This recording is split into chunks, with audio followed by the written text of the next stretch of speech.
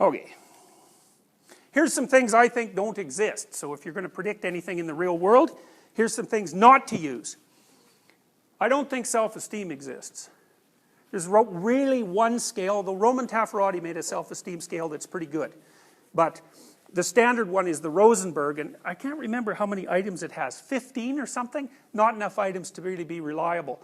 I think there were, 25,000 published papers on self-esteem, figure 10 grand a paper, which is, a comparatively conservative estimation, so you can do the math, 25,000 times 10,000, so that's the total amount of research funding that's gone into looking at self-esteem. It's like, well, what's self-esteem?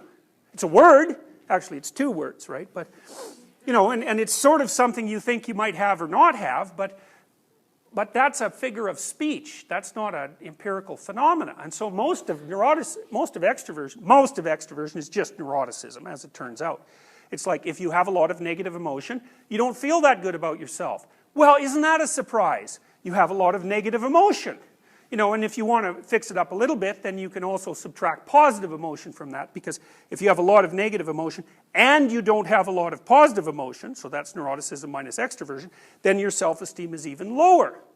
And then maybe over time, conscientiousness starts to make a bit of a difference, right? Because if you're conscientious and you work hard, you can start to see that that's paying off, and Taffarati's done some work that seems to sort of indicate that. But, the first thing that happened is everybody went on a self-esteem bender, even though the measures were pretty appalling, and even though you could, model it with the big five. And then one of the things that happened as a consequence of that was that the whole California school system started to teach students self-esteem.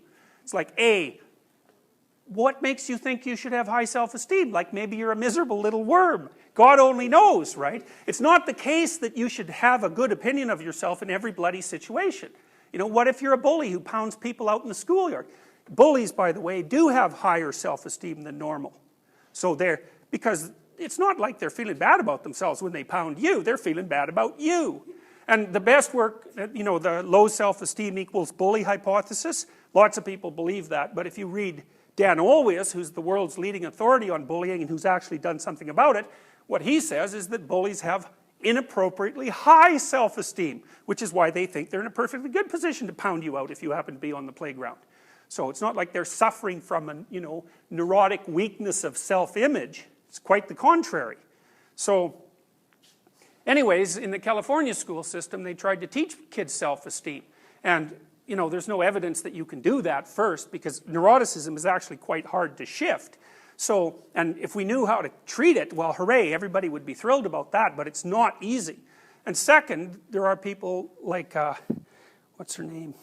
Jean Twenge, she used to be a student of Roy Baumeister's, who claims that all that self-esteem training has just, made younger people like you guys more, what do you call that?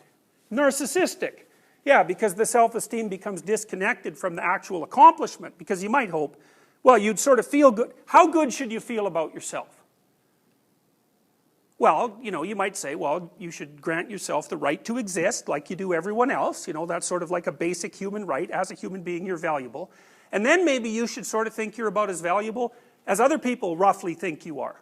That seems about right, right? So the right amount of self-esteem would be your perception of your value within the context of a group. It's got to be something like that. So there should be a concordance, because like maybe you need to improve, could well be, And are you going to improve if you're feeling really good about yourself?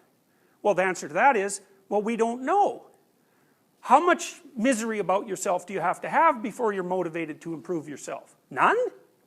Well, that doesn't seem right, but we also don't know whether it's shame or guilt or anxiety or pain or, these negative emotions that motivate you. Now, it's clear that if you have enough negative emotion, that can paralyze you. But that's like depression and psychiatrically high levels of anxiety. That's not like low self-esteem. So that's a problem.